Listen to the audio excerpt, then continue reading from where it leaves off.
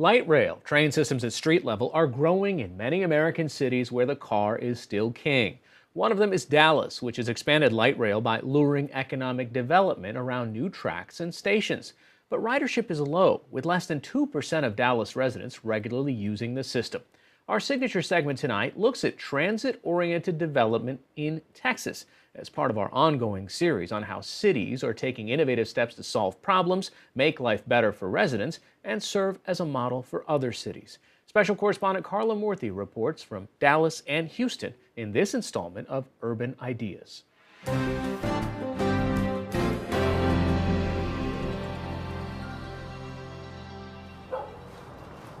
Well before dawn, Adriana Hughes is starting her commute to work from a suburb south of Dallas, Texas. There's always a bit of congestion here.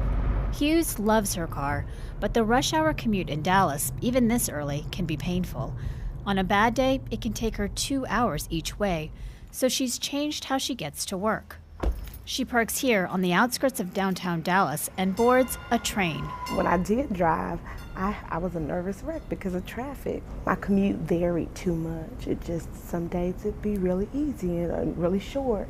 Some days it'd be really long and I'd be late. Doors will open to the right. Now, she curls up with her train blanket, listens to music, and texts as she makes the journey to Richardson, Texas, 18 miles north of downtown Dallas. That's where her job at insurance giant State Farm is based. From her door to her desk takes just over an hour. Did you ever think you would be taking a train in Texas? I didn't. I really didn't. I was certainly one of those people. No, I need my car. I've certainly changed that because I've been able to do everything that I've done before. You don't have to figure out how to use the machine. Getting car lovers like Hughes to give light rail a try is one of the main challenges for Gary Thomas, who runs Dallas Area Rapid Transit, known as DART. He took me on a ride on Dallas's Red Line, which stretches from the northern suburb of Plano to south of Dallas. What is the greatest barrier you see into getting more people onto the train? It's really getting people comfortable with it. For decades, Sunbelt and western cities, including Dallas, Phoenix, Salt Lake City, and Denver, have grown along with their highways into sprawling metropolitan areas. Today, many cities are building out their own light rail systems, and they're hoping to create magnets for economic development. And Dallas has become an unlikely leader. Since launching in 1996, DART has become the longest light rail system in the country, with 62 stations and 90 miles of track stretching all the way to DFW Airport. Adjusting for inflation, it cost more than $8 billion to build. Here in downtown Dallas, DART's 4 light rail lines converge, and this is one of their busiest stations. About 100,000 riders use the light rail each weekday. But that's in a region of more than 6 million people. The system, designed as a traditional hub and spokes, stretches far out into the surrounding suburbs. Residents of 13 municipalities voted to impose a 1-cent sales tax on themselves to help pay for the system. The tax began in 1984 and continues today, contributing $486 million in 2014. That covers the entire operating budget of DART, which also includes buses. Getting Texans to tax themselves for public transportation, that doesn't seem like something that would go over easily around here. Well, certainly when you say it out loud in today's times, you think, gosh, how did that ever happen, right? Folks realized then that our region was going so quickly that they had to do something different. And it's not like transit is brand new to North Texas. Transit was here in the late 1800s. And all the way through the first half of the 20th century. And now you're seeing history kind of come back around. Open land around these new train stations presented new opportunities for development, another selling point. One of the first developments to take shape in the 1990s was Mockingbird Station, just north of downtown. Just steps away from Mockingbird Station behind me, you can find a movie theater, shops, restaurants, apartments, and office space. This is what DART points to as a model for the kind of development that can be built around train stations.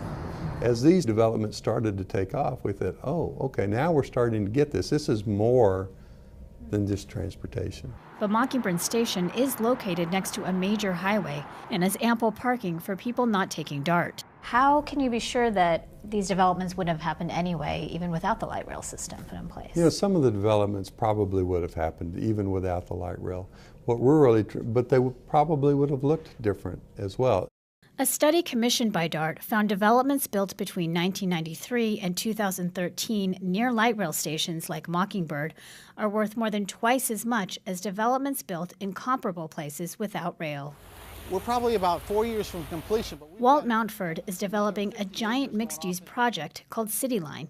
It's located adjacent to a DART rail station and 2 major highways in the suburb of Richardson. We had a completely blank slate, 186 acres of previously undeveloped land right at the heart of a very pedestrian-friendly light rail stop. And so it allowed us to create an urban environment in the suburbs. Everything is very walkable here. It's a $1.5 billion development, which is still under construction. It'll have nearly 4,000 rental units, a hotel, 28 restaurants, a Whole Foods supermarket, and 4.5 million square feet of office space, including 4 buildings for about 8,000 State Farm employees, like Adriana Hughes, who no longer has to drive more than 60 miles a day. I was filling up 2 times a week and having to get a little more gas to carry me through the weekend to go to the mall and run errands. I don't have to do that. I have 1 tank of gas and it lasts me throughout the week.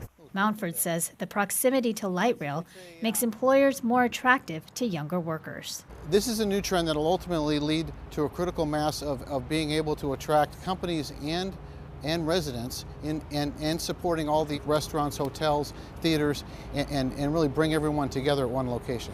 The building is going up against that building over there.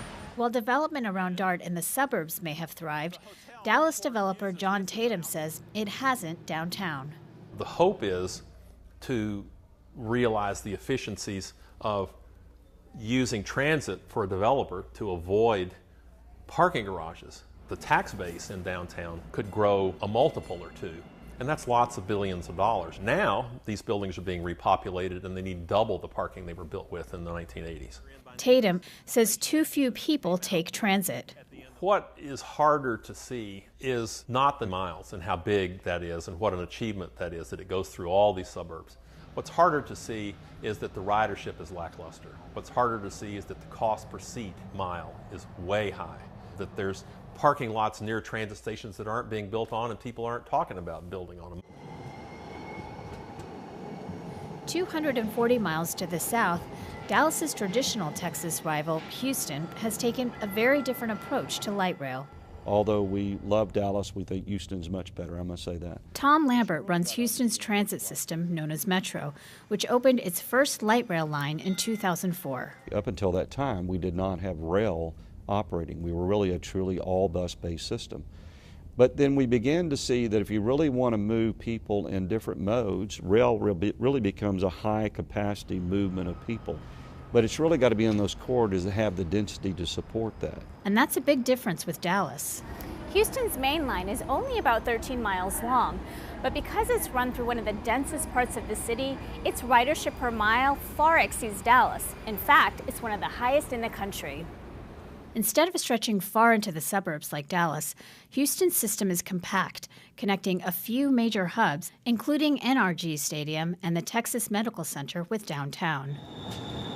Urban planner and Metro board member Christoph Spieler is an avid transit user. If you build lines in dense walkable cities, in dense walkable neighborhoods, you get higher ridership. He believes light rail has been a catalyst to downtown development, with $8 billion of projects along a 7.5-mile stretch of track. For example, look at the neighborhood of Midtown in the heart of Houston. Across from the light rail station, there's a mixed-use development under construction, with 363 apartments and 30,000 square feet of retail space. This isn't some empty field on the outskirts of town that gets a new development. It's a neighborhood like this. Seeing a real shift in the kind of places people want to live in. Neighborhoods that have not just homes, but places to eat and places to shop are fun to live in. I mean, there's a real change in the attitude towards cities. Dallas is now trying to build a new line through downtown and asking for federal funds to help pay for it.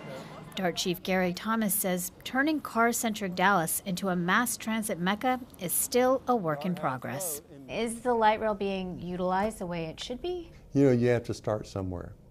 You have to build it. You have to basically convince people to park their cars. And again, if that choice doesn't exist, we know what they're going to do, right? To underscore that challenge of getting people to drive less, as light rail track mileage in Dallas doubled since 2009, ridership went up only 50% and remains far below expectations. DART projected it would be carrying 45 million passenger trips a year by now, but the system has reached only 2/3 of that goal, 30 million trips a year.